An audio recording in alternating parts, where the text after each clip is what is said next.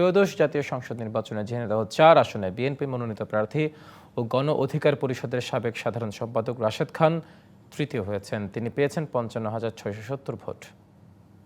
হেরে গেলেন আলোচিত তরুণ নেতা রাশেদ খান। ত্রয়োদশ জাতীয় সংসদ নির্বাচনে ঝিনাইদহ ৪ আসন থেকে বিএনপির প্রার্থী হিসেবে ধানের শীষ প্রতীক নিয়ে লড়েও হেরে যান তিনি।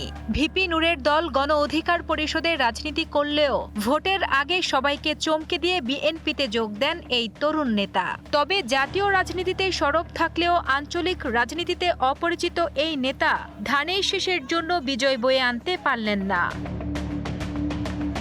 নির্বাচনী আমেজ শুরু হওয়ার পর থেকেই ঝিনাইদহ ৪ আসন ছিল প্রাণবন্ত ও টান টান লড়াই। কালীগঞ্জ ও সদরের এই আসনটিতে দিনভর উৎসব মুখর পরিবেশে অনুষ্ঠিত হয় ভোট। এই আসনটি ঘিরে সব দলের কর্মী ও সমর্থকদের মাঝে ছিল টান টান উত্তেজনা।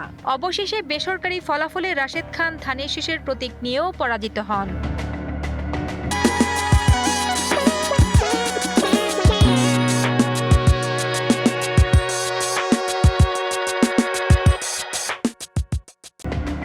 ঝিনাইদহ ৪ আসনের বিএনপির মনোনীত প্রার্থী রাশেদ খান গণ অধিকার পরিষদের সাধারণ সম্পাদক হিসেবে দায়িত্ব পালন করার পর ২০২৫ সালের শেষ দিকে ওই পদ থেকে পদত্যাগ করে বাংলাদেশ জাতীয়তাবাদী দল বিএনপিতে যোগ দিয়েছেন। পরবর্তীতে ধানের শীষ প্রতীক নিয়ে নির্বাচনে অংশ নিয়েছেন।